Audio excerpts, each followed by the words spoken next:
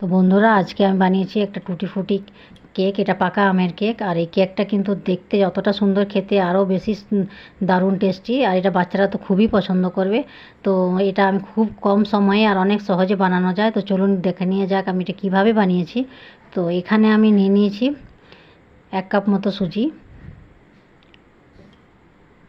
আর সুজিটা এখন আমি একটু হাফ কাপ মতো গরম দুধ দিয়ে কিছুক্ষণের জন্য, মাত্র 10 মিনিটের জন্য ভিজিয়ে রেখে দেবো। তারপরে এখন আমি এখানে একটা মিক্সিং জার নিয়ে নিয়েছি। আর এখানে একটা পাকা আম আমি এইভাবে মিক্সির জারের মধ্যে দিয়ে দেবো। আর এটা আমি একটা পেস্ট রেডি করে নেব। তো দেখুন আমার পেস্টটা রেডি হয়ে গেছে। তো এখন আমি যে সুজিটা ভিজিয়ে রেখেছিলাম দুধ দিয়ে, সেই সুজিটাও এখানে দিয়ে দেবো। সুজিটা ভালোভাবে ভিজিয়ে গেছে।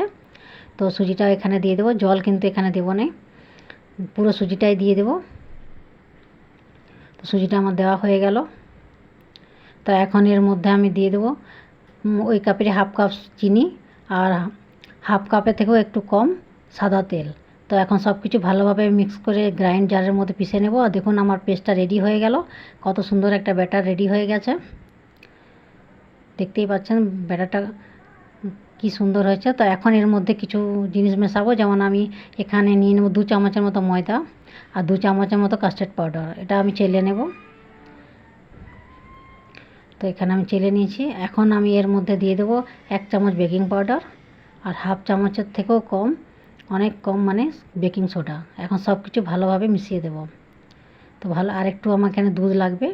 দুধটা দিয়ে আমি ভালোভাবে এখানে মিশিয়ে দেব। মেশানো হয়ে গেলে একটা সুন্দর ব্যাটার রেডি করে নেব।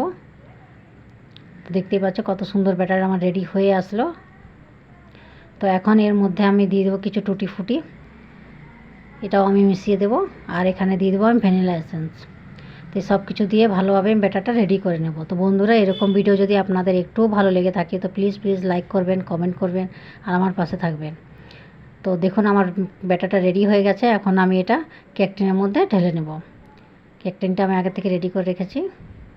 তো আমি ঢেলে নিয়েছি। এখন এটা আমি আগে থেকে একটা কড়াই প্রিহিট করে রেখেছি। তো তার মধ্যে এটা আমি দিয়ে দেবো। আর 35 থেকে 40 মিনিটের মতো এটা বেক করে নেব। তো দেখুন আমার বেক হয়ে গেল।